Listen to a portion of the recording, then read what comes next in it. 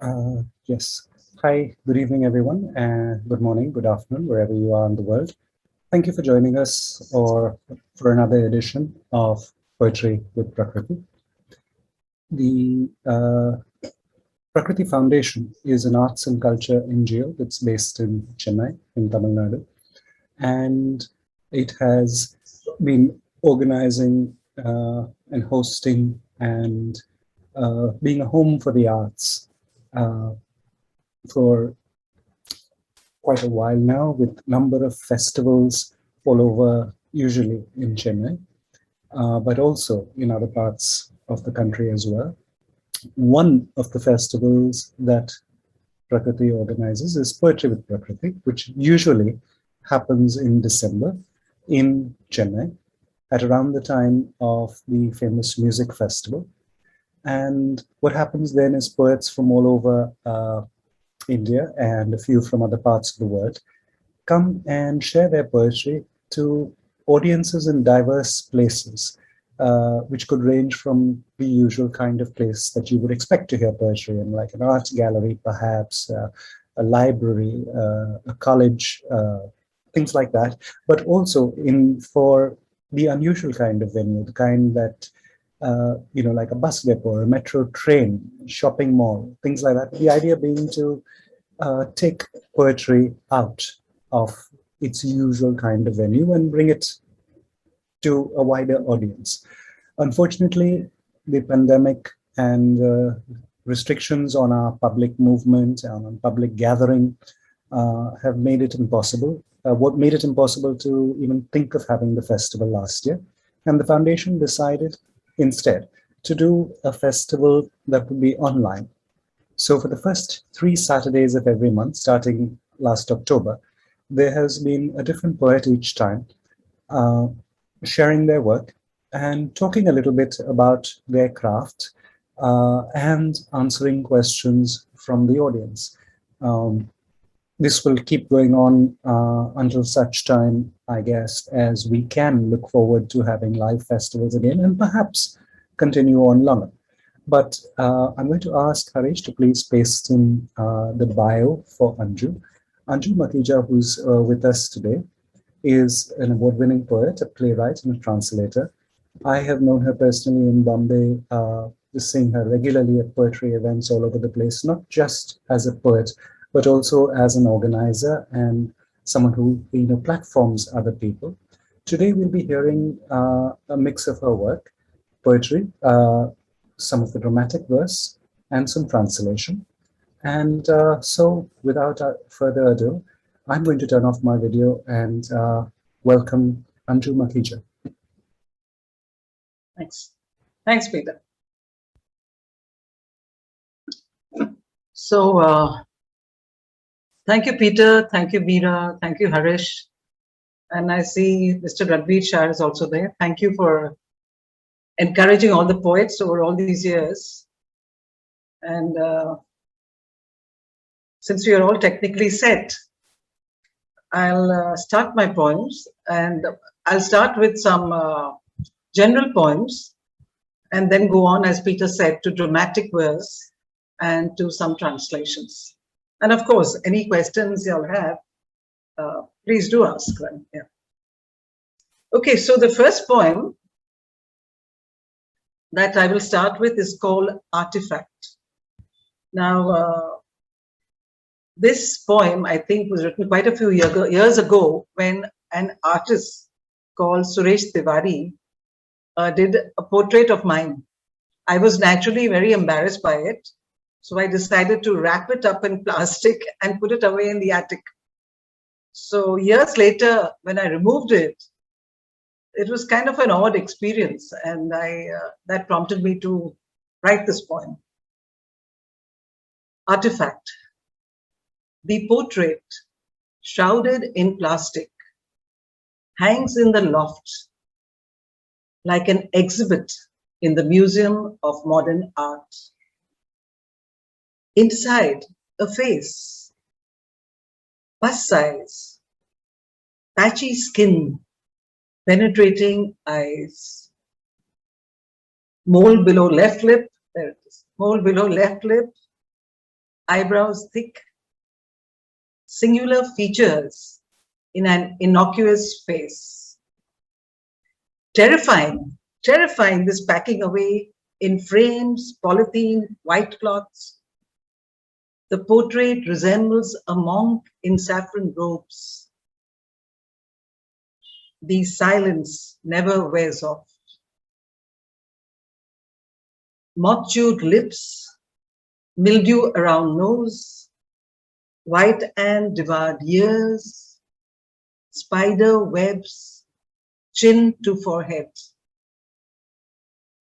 Left to their fate, colors bleed, the blush fades, the portrait mutely marks time.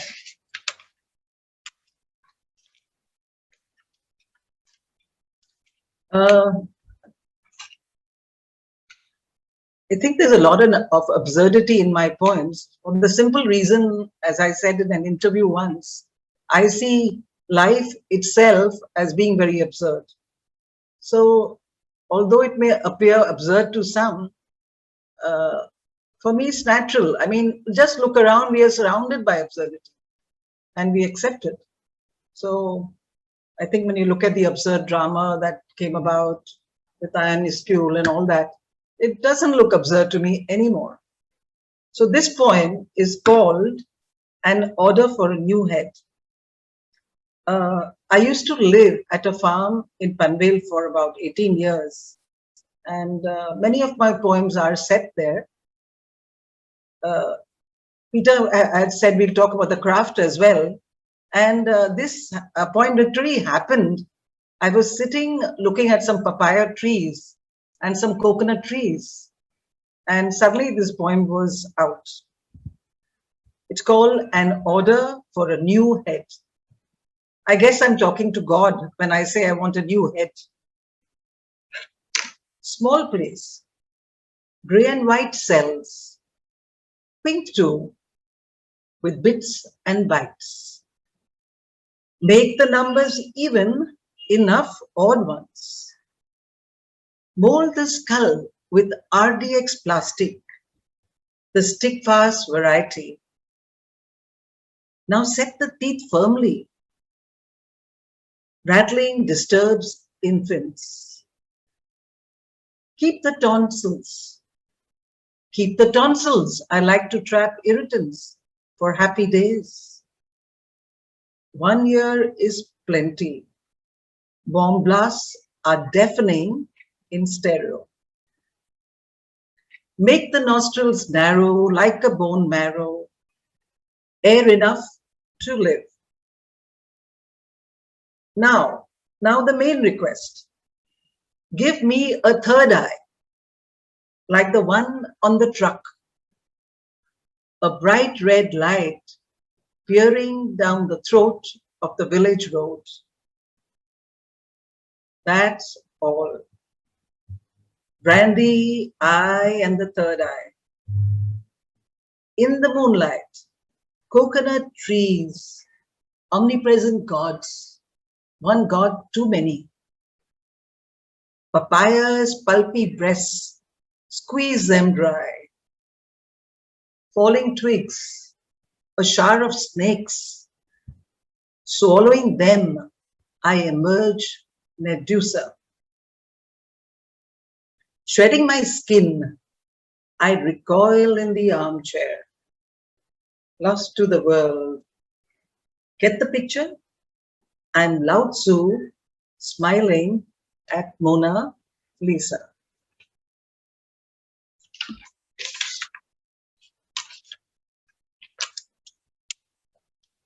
The next poem, in fact, the next two poems are related to food. And when I knew that Peter was talking to me, I couldn't help thinking that I should include some food poems because he has so many blogs and starts so many groups related to food. Now, this is an award-winning poem. It won the BBC World Regional Poetry Prize quite a few years ago. And it's very simply called Pickling Season. That becomes a very important activity if you're living in a farm. because things are constantly growing and you have to do something with them. And when you come from the city, like us, we don't know how to do anything. It's a poem about pickles and couples. Pickling season. Every summer, we laze under the mango tree, discussing unpatented recipes. When raw mangoes drop on our head, we pause to appreciate nature's bounty. Then on to peeling, chopping, salting, boiling, spicing, bottling. Will the sorcery work? Will the sorcery work? By year's end, we hope, when the pungent brine matures to its prime. The zinc depends on the turmeric balancing the tamarind, the chili complementing the amchur, and if the asafoetida poured in candlelight late one night works for pickles as it seldom does for couples apart since the first pickling season. The alchemy has really bewitched. Jaggery sours, vinegar sears the tongue. To change the recipe we tried with the old lady's advice. But nature moves inexorably and life goes on predictably beneath the mango tree.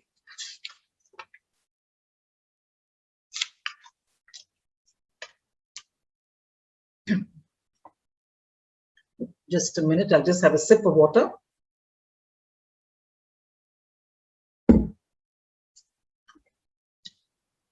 This too has a reference to food, and I do use a lot of Hindi words, regional words in my poems, sometimes because there is no substitute, sometimes for flavor, literally, sometimes for effect or for better rhythm.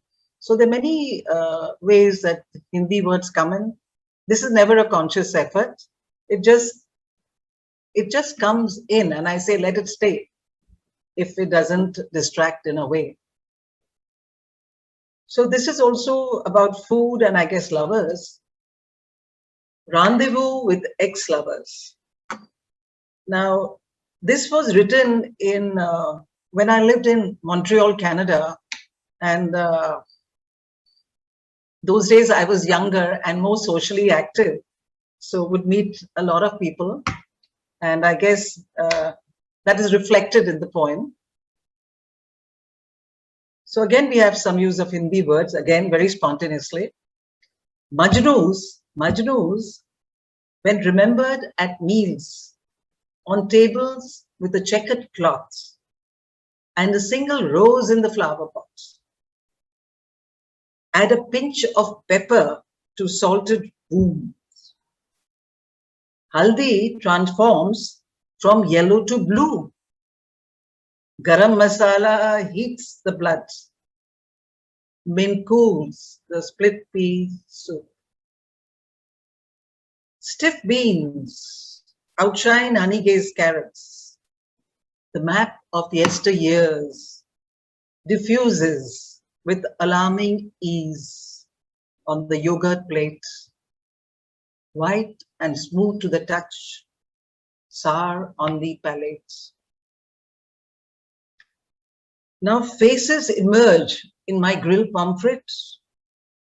You hang a fork and knife on either ear, sprinkle red chilies in the eyes, carve the lips, shear off the sneer.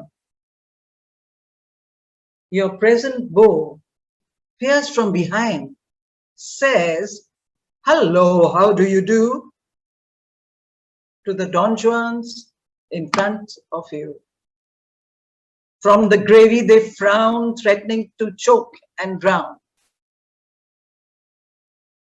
Saffron threads rise from the shrikand on heads bold and round, plucked out on stressed syllables.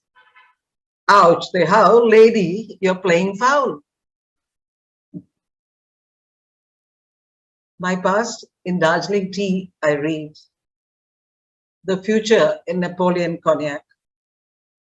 Blowing out the candles, I bid adieu to lingering ghosts threatening to tuck me to bed.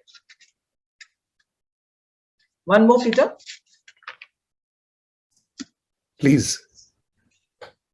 Last one, and then we'll go on to the romantic verse, or if anything else is you have to ask. Okay, this one is called A Farmer's Ghost. It is also a prize-winning poem some years ago. Somehow today I've selected many poems that are written in the farm, at the farm. This one deals with superstition and I guess farmers, the way they see things. And perhaps that's why we have this huge gap where the farmers have been fighting since years, and the city people don't seem to understand them at all. And having lived there for some time, I doubt they ever will when you come from totally different mindsets. This is called A Farmer's Ghost. Behind the trunk of a mango tree you were seen, vigilantly guarding rice fields. Later, collecting dung, rounding up cows, you munch dry rotis, beat your daughter-in-law. A farmer never leaves his land, they said, till rice is safe from man and beasts.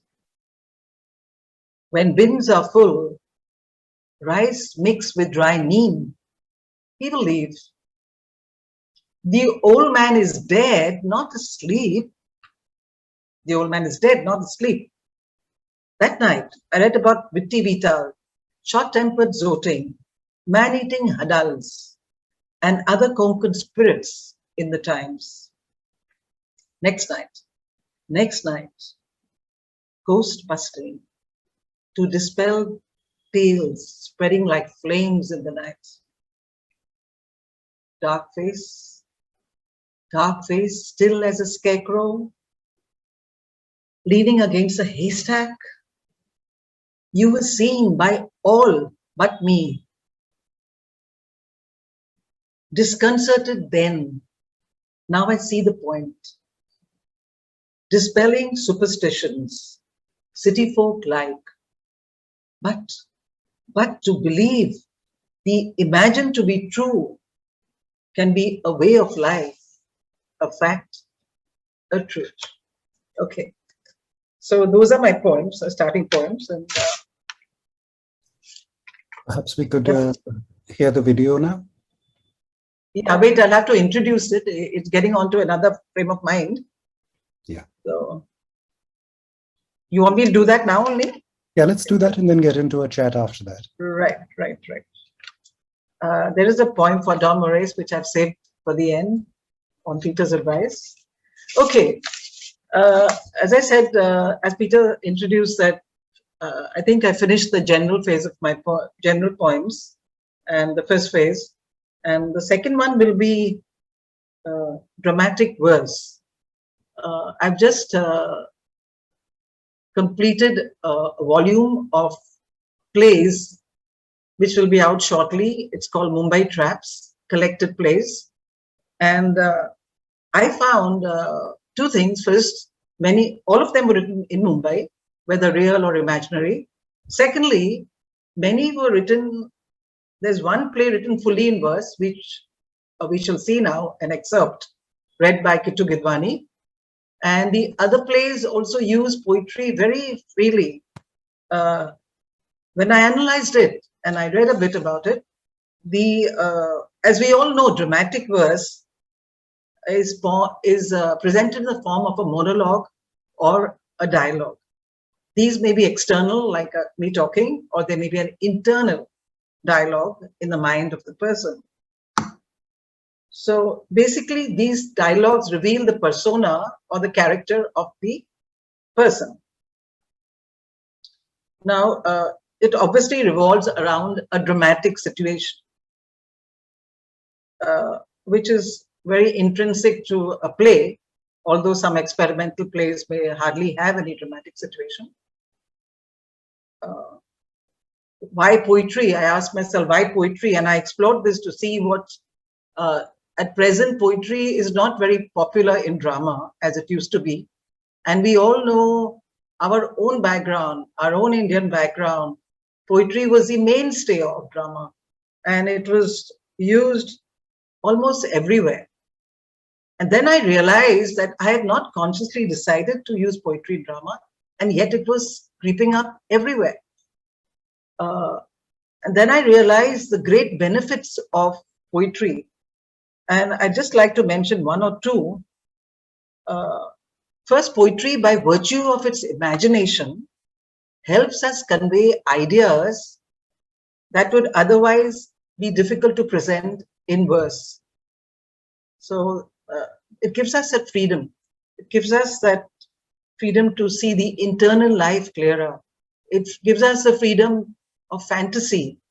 I was going to show two videos, but now we will have only one because some technical problem. And and both of them. Now the first one, which is read by Kittu Gidwani, right? It's called Meeting with Lord Yama.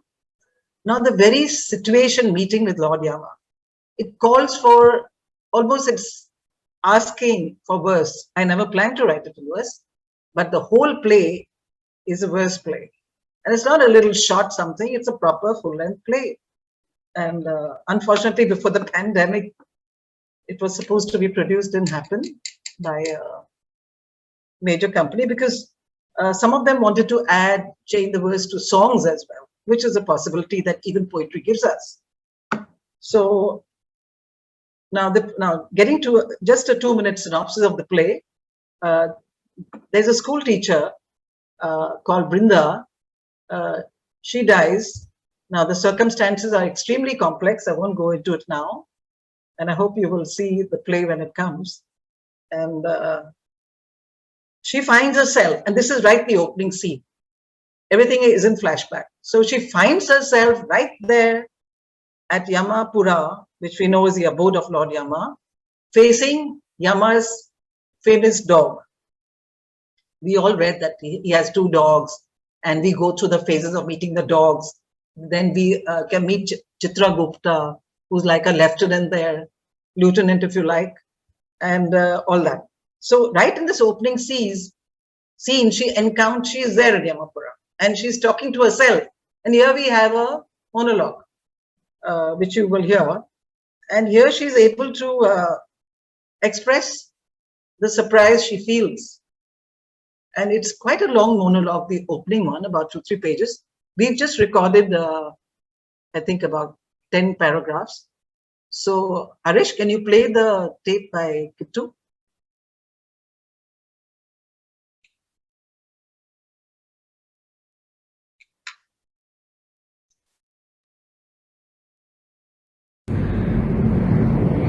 Meeting with Lord Yama by Anju Makhija.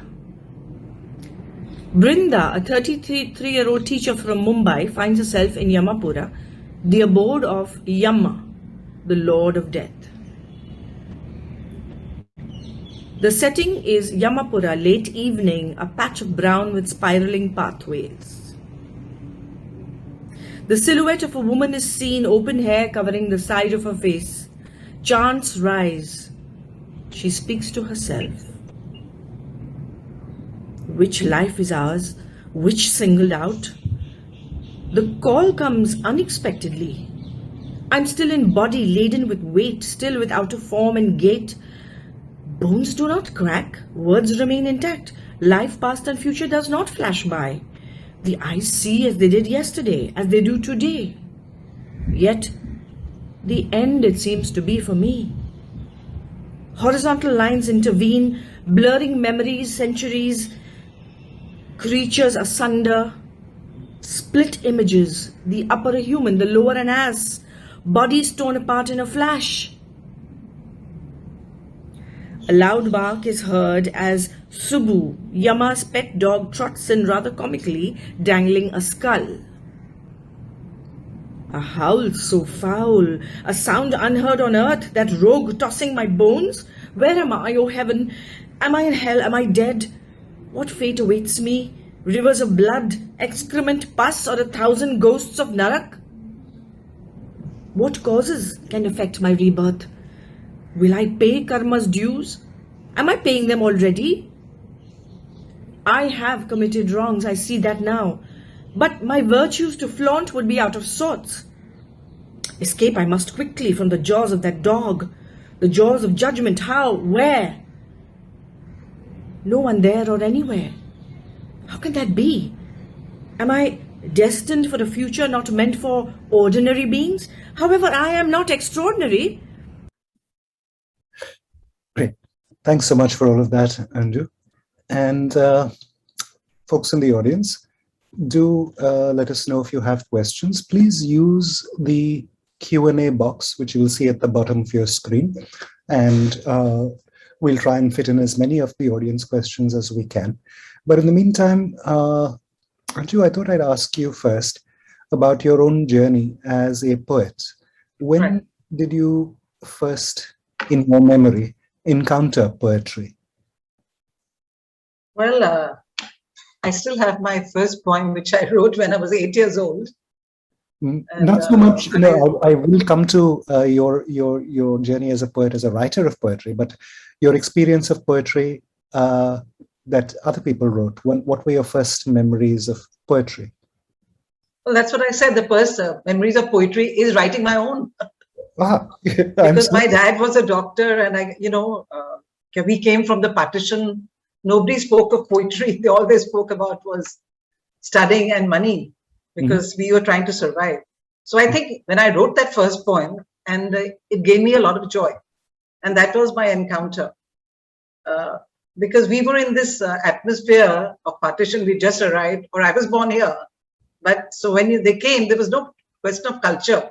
So we didn't have any books around us, or we didn't know about our culture that much. And my parents had no time. Dad was a doctor. They had to settle down. They had to earn money.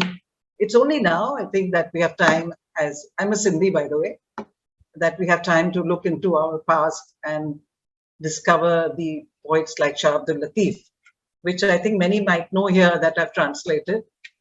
And that's why I thought I would read a translation too a bit later if time permits. So that was my encounter. And then, of course, I got involved in a career as a writer, in advertising, in television. I have a master's in television, so I was in that field. And then, to answer your question specifically, I was living in Canada, and there again, I was writing but never publishing. So my first exposure was writing rather than reading, because it was a question of facing a career or facing something and not knowing. Then when I came back from Canada, after I think 12 years of studying and living to Bombay, we had Nissim and Dom Moraes here. And I think that was to very specifically answer your question. My exposure was going to meet them and finding that they were really encouraging. I even got the courage to put my poems together and show them. And Dom Moraes, told me I'll publish it. So I was encouraged. And then I think, again, to answer your question, I got into poetry really more seriously. I didn't have the advantage of starting very young. So that's how it was. Okay. And what about your role models, the people whose poetry you admired and which perhaps influenced you? Could you perhaps go into a bit about that? Yeah, I think Dom definitely, because I found his poetry very sort of compact in a way, and it wasn't just chatting, just talking. So he taught me this compactness being very important. But then, of course, I was looking for my own voice as well.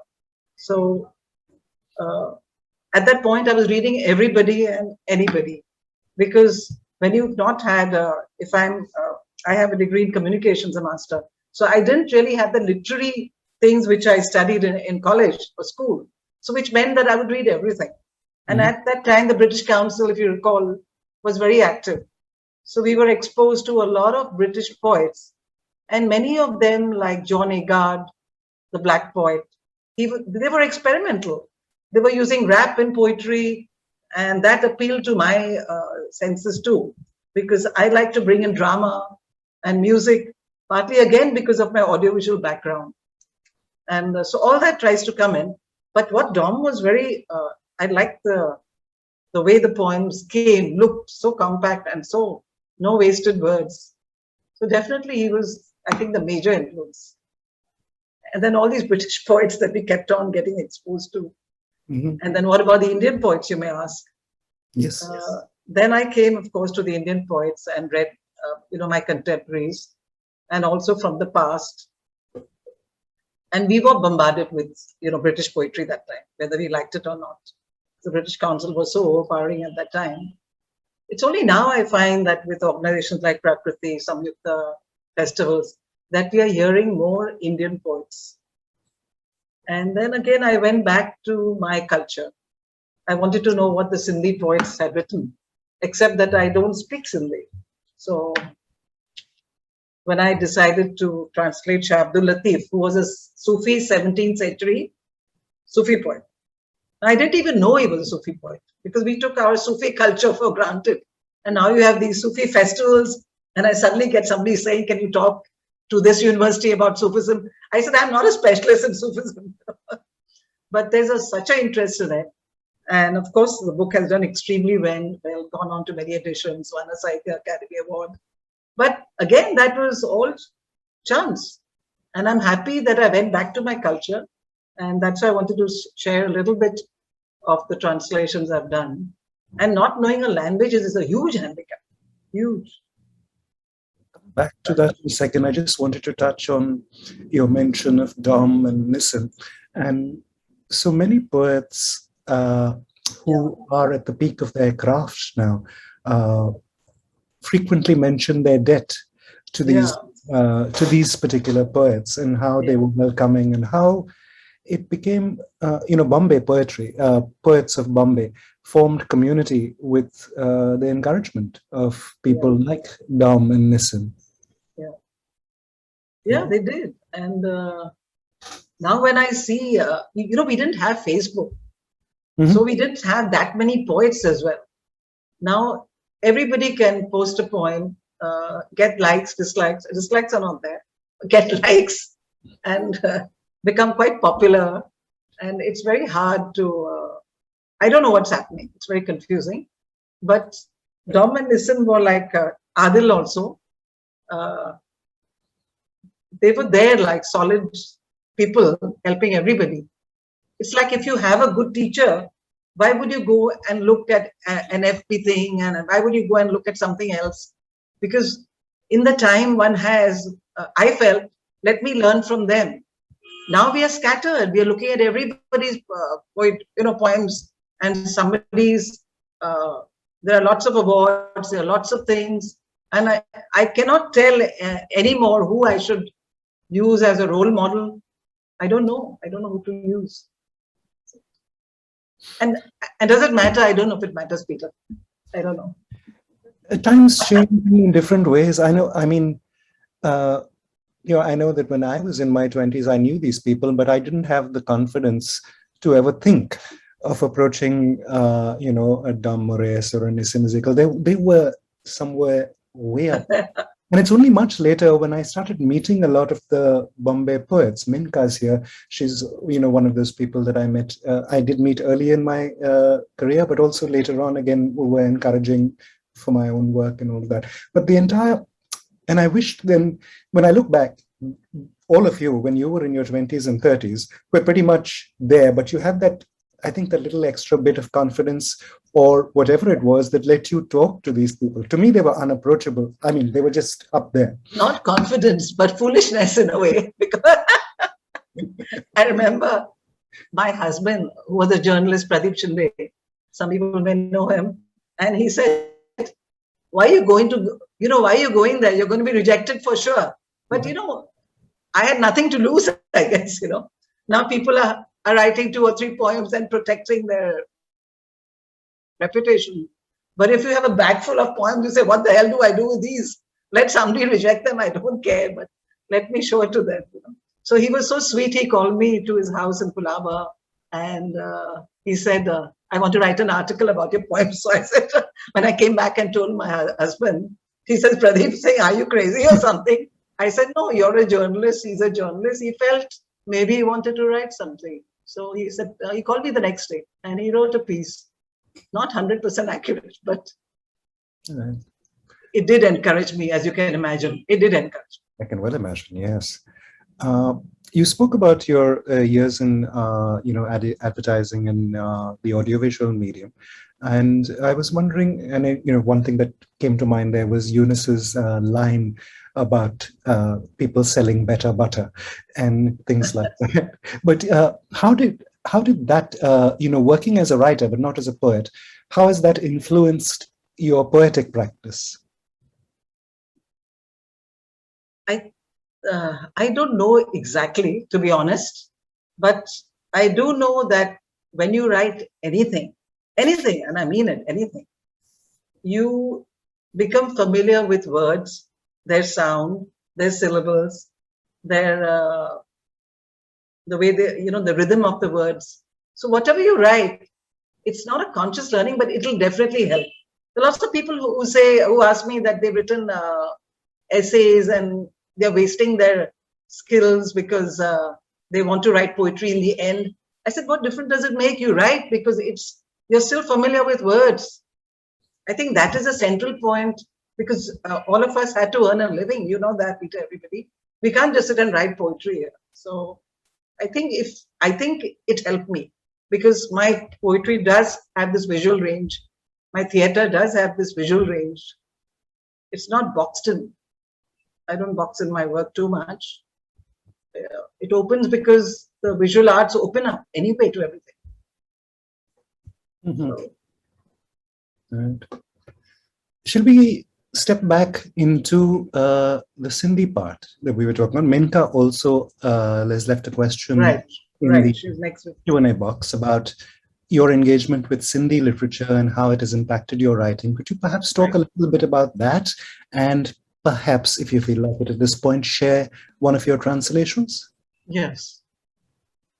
Yeah. As I said, my Menka and I had translated partition poetry first with Dr. Arjun Shah, who was head of the Jayant College.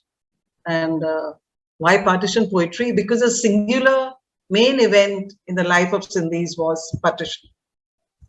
They lost their state, they lost their language, they lost their money. Some women were even raped. They lost everything. And they did not get a state here like the Punjabis, or Bangla went half-half, or Punjab. The Sindhis were homeless. I kept on hearing this from my grandparents. My grandfather though went mad. Every day he used to say, Gadi nikalo, office ja rahe hai. But where? There was no office to go to. So all this was playing in my head too. And when you're young, you want a career, you push it back. But then it came that, so to get to your point, is that we published a book called Freedom and Fishers, which was about partition poetry from India and Pakistan. The second book that I translated with a very senior poet of Sindh called Hari Dilgir, and that was a very, very popular one, I told you. It's called Seeking the Beloved, the Poetry of Shah Abdul Latif. Now, without going into the history of Sindh, they were very strong Muslim influences, very strong influences from Bhakti poetry. So if you're living with these two influences, they became Sufis in a way. And they were great, as we know, the Sufis were great integrators of traditions of Vedanta and the Muslim traditions. So obviously, Sufi poetry appeals to a lot of people now. But at that time, I was not thinking of Sufi poetry. I was thinking of translating a good Sindhi poet. So he said, you translate Shah Abdul Latif. 17th century poet. So today, I have been reading those translations quite a lot over the past 8-10 years. Now I've started translating another poet called Sachal Sarmas. So Peter, I think I'll read a few verses from that, if it's okay. Please do. Okay. Now Sachal Sarmas was a Sindhi Sufi poet born in 1739. He wrote in Sindhi, Urdu, Persian. Now these were all the influences that the state of Sindh had from Afghanistan, Persia. So all these languages show up in his poetry, making it very, very difficult to translate. It's almost like Shakespeare. It's an old Sindhi, and he puts a lot of other languages. So again, you need a scholar to work with you. There's no point thinking that I'll just take 2 words from here and there. There's a lot of reference, there's history into it, and it takes a lot of time. So when I read the words, they sound very glib, but actually they go back to a lot of historical research and the influence. I think all Indians were influenced by so many, not the British only, we keep on saying British, but how many invasions, how many people came here? Why do we forget all that? I don't know. Anyway, here are a few verses of Sachal Sarmas. I've taken this from a chapter called Main Khane Ji Moj, Intoxication of the Tavern. It's evening time and people may be thinking of having a drink, but this kind of drink is sort of a spiritual drink. And yet the Sufis use such common symbols that you and I could associate with them. So it's called it Mekhan. Mekhana means what? Bar, tavern. And those who have read Omar Khayyam and all, this has been used frequently in all Sufi poetry. Maikhane ji moj. Moj is a moj. Hindi mein hota hai na moj kare. Translation, intoxication of the tavern. Now, tavern is a symbol for spiritual love. So anyway, it will become clear as I read just a few verses. Out of the mosque, they were very outspoken. No? They didn't care a damn about mullahs and all, they can go to hell. Out of the mosque, drinking in the tavern, beauty engulfs us. Free from sin, free from virtue, Sachal embraces the truths. Kaaba, Qibla, Kaaba, places of pilgrimage, Qibla, direction you face during namaz, merely deceive. They merely deceive. Brave one go to Meikhanas, bars, taverns. It's a tavern of God though. You can go both ways, I guess. Mom used to say the Sufis used to come all drunk on the street. So I believe both ways you can go. Brave ones go to Meikhanas. Truth is in Mastana, drunk on spirituality or otherwise, says Sadhguru. Mullah Sahib, leave your books behind. Come taste this wine. Become a mast mawali. O Qazi, forgo your tiring efforts. Forgo your conniving ways. Become a connoisseur of wine. Love liberates. I think I'll stop there. Just you got an idea. Thank you for that. Shall we perhaps talk a little bit more about the themes that you find in your poetry? Looking back now over the work that you have written, do you find any themes coming out at you, the subjects that have made you write?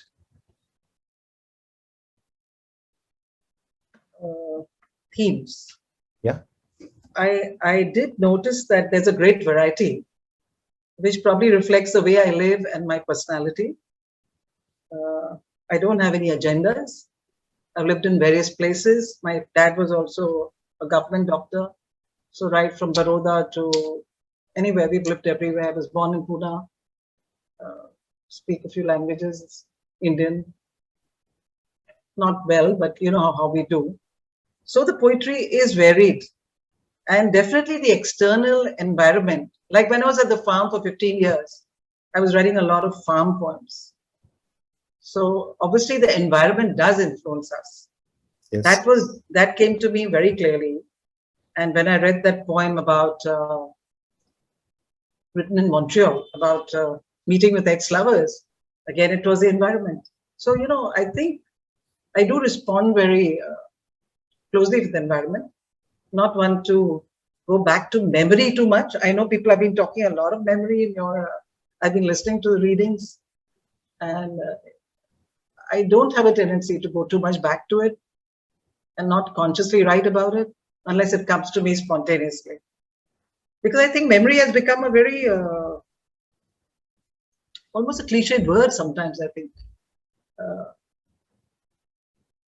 And also we tend to go to our past, whether we are using our mythological figures, which is great, which we should. But how should we use them is a question I think poets also need to look at. I have poems now which bring in mythological figures. Now, even meeting with Lord Yama, it brings a mythological figure. But I have sort of made it contemporary. I've not kept it in the form. Now, why I've done that, I don't know. I'm comfortable with that. So I guess I'm a person more in the moment than in history. And yet poets always look back at history all the time. Now, whether we should, I don't think we're compelled to use it. Many feel that we should draw upon a mythology, yes, like meeting with Lord Yama and other playthings, but not as a cliche, definitely not as a feminist model of change that has taken place. Every time there's a rape, we see some reference to the woman who had suffered all through history. And while one maintains a historical perspective, how important is it to see the, sure, the present is molded by the past. I mean, everybody knows that. But how important is it to see, to live in this moment and to feel that fully? I don't want my poems to be heavily padded with just names. I can go to any, Google is so easy. I can get fancy names from all over now. And I keep on reading. I said, oh, this sounds very impressive. I should bring it in the poems. Then I take it out because I say, it sounds impressive, but that's not me then, I hear So you. there is that tendency with Google there that we get information very easily. And perhaps that's what makes it also easy to write the poem. Mm-hmm. Since we're talking about that, perhaps we can segue from here into your poetic practice. How do you approach a poem? This is for the benefit of our audience, for me, Right. as well as for people who will watch this recording later. How do you come to a poem? How do you work it from the point where there's a glimmering there, to the point that you're satisfied with it and you put it away and say, okay, that's done? Could you take us through that? Yeah. Well, usually the words come to me. So as soon as they come, it may be the middle of the night, in a train, anywhere. I do scribble them down. Now, I don't have these fancy diaries because I keep on losing them, but I do take like pieces of paper that I find, and all my poems are written on pieces of paper, not necessarily dirty and like that, but just a proper piece of paper. Then I put it away. I never work on that poem. I just put away these ideas till they gather, about 30, 40, 50, 60. I still don't go back to them. And they keep on coming, new ones. And then after I have about 50, 60, I say, okay, let me take a look. Because more are always coming. I think they come to you. Poetry comes to you a lot. It may not come as a finished product, but the idea, the seed comes to you. And you have to, like Nissim has said so often, you have to wait for it. Now, I don't know if I sit and wait for it patiently, no. But it comes. If it comes anytime, you should write it down. That's what I do. Not should, but that's what I do.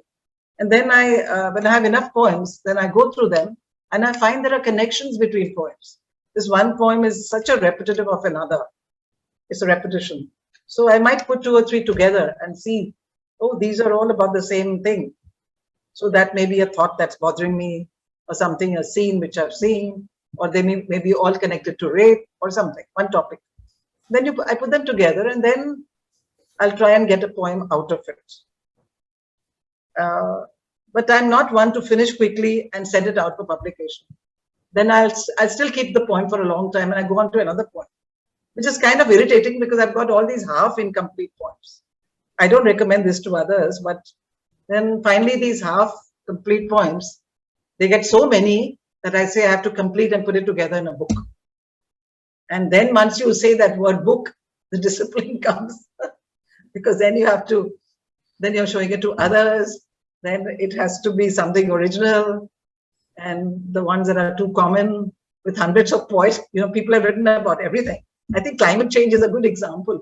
I didn't want to read climate poems because so many have been read that there is that new poem, yet, that it's not easy to get the original climate change ones. Now, so much has been written. So when you're doing the editing, you might just discard a poem because it's so repetitive. Many feel that I've written it, must be good. No, not. I think when I find it too repetitive, I said I've heard this before in some other way. And that's what I'm finding with even when people say send poems related to the pandemic. But if everything has been written, unless I get a poem in a new way, what's the use? For me to say that bodies were burning, everybody has written about it quite well. So then I won't develop that poem. And that's where, some judgment comes in when you say, okay, I'm putting it together in a book. When you have hundreds of poems lying half complete, that's when it starts the editing. And the editing part is a very important part, obviously. And I don't think it's just editing the words. It's as I said, poems on pandemic and climate, and you have to be very, very careful because there's too much repetition. And that's where the editing comes in, even in whether I want to choose a poem or not. Today, I've not read any on climate or pandemic. I've just kept it very general. It's not topical, I know. But I thought that was the correct way till some very good poem came to me. It may be fashionable to write a pandemic poem, but I don't know. It has to really be, come to you. You have to feel it. Mm-hmm. Everybody's feeling it, and everybody has written about it. I don't have anything to say, I think. So I've not written much about it. Maybe if I was one of the burning bodies, I might have come as a ghost and written about it. I think one of the things that you touched on earlier about the many avenues, things like social media, Facebook, Instagram, blogs, all of these things are many, many outlets for people to put out their work. And a lot of time, that work doesn't get worked on a lot before it goes out. I know that I am very guilty of doing that a lot. Okay, but for me, it's also a way of putting it out to just see what the feedback is like. And sometimes, yeah, of course. But agreed. The discipline of working towards a cohesive book, for instance, can be an enormous clarifier, an enormously good filter for what you want to put out, because when you look at it like that, when you look at it as a collection, something that will live on. Yeah. Sure. Yes. So I'll ask one final question before asking you to read us another poem to end with. And if a young poet came to you today and said, Anju Makhija, ma'am, I want to write poetry. What should I be doing? What would you say? What future? What? What did? If say the question.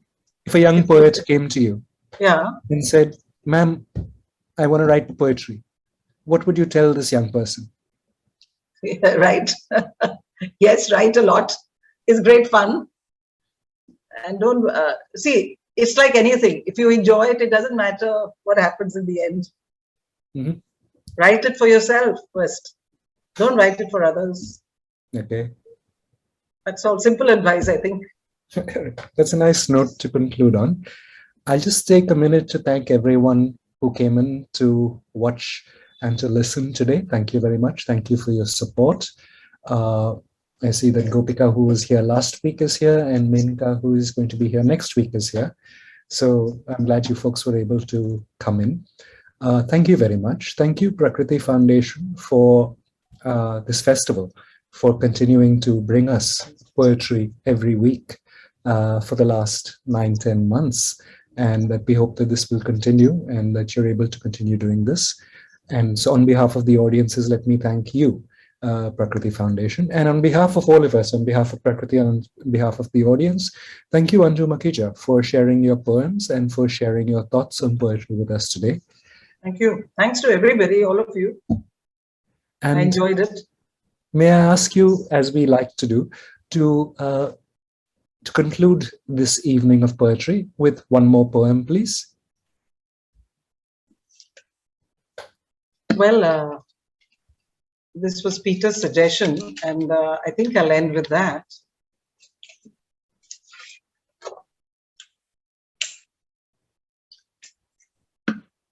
It's called Black and White, and it's for Dom Maurice.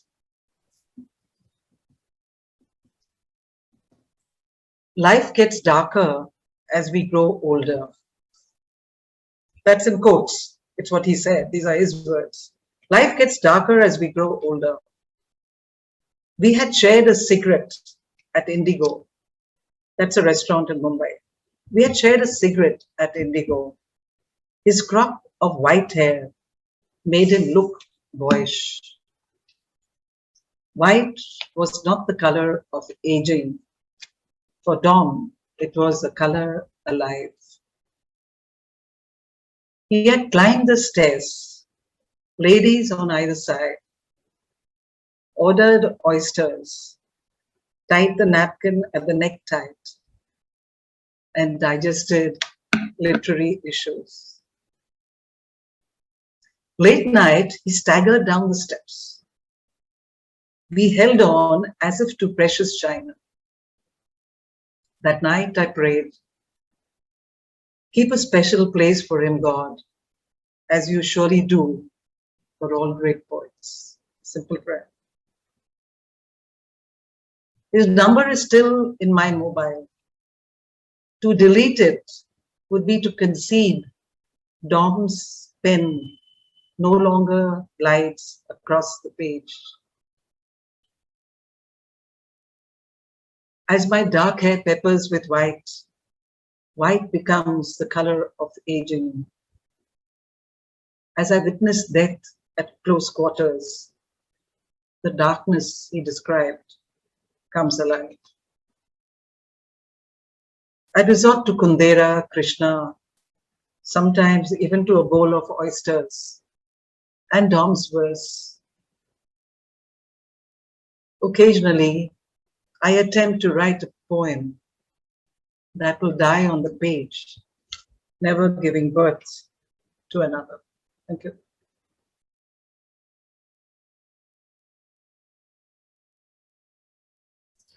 Thank you, Anju, and thank you, everyone. And we hope to see you back again next week. Do keep in touch, do come back.